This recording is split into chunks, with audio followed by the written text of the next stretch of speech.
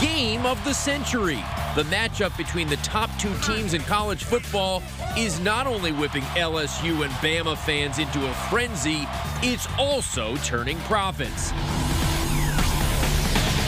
Good evening, I'm Darren Ravel. Next, they're calling it the game of the century. We're talking LSU at Alabama. The top two ranked teams in the nation facing off for a chance to be in position for a national championship. Now, there is no doubt that the winner of this game will be the favorite to win it all. And with great matchups come incredible ticket prices. We are talking, get this, an average list price of more than $700, according to TickIQ, which is a ticket search engine. So, Darren, how much do fans in Tuscaloosa, Alabama, and Baton Rouge, Louisiana, love their football? When you say Baton Rouge, it's almost like you have to put that Cajun in there. It's like Baton Rouge. I tried. Yeah, you got it. I got the flavor.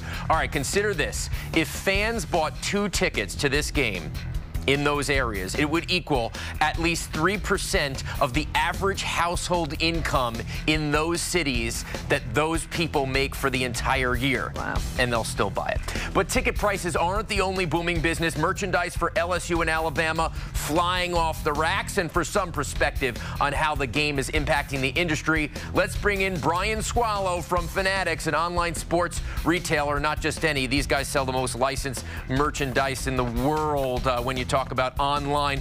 Brian, you have LSU, Alabama. You have both the team stores. You're telling me, before this interview, you told me that Alabama and LSU have almost the exact same sales volume. Does that really work when teams are winning? It makes sense to correlate winning to buying stuff? Absolutely.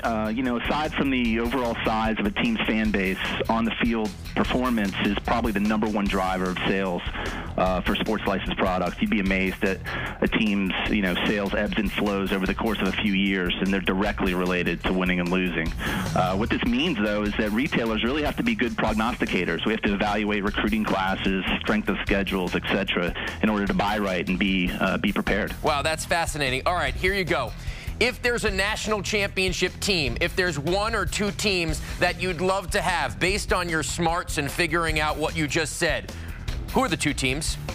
Well, you got to look at the rankings in this year, and right now, LSU or Alabama would be fantastic. I think that LSU would have the edge just based on the fact that it's been longer since they've won a national championship. Alabama obviously just won one. Brian Swallow of Fanatics, thanks so much for joining us.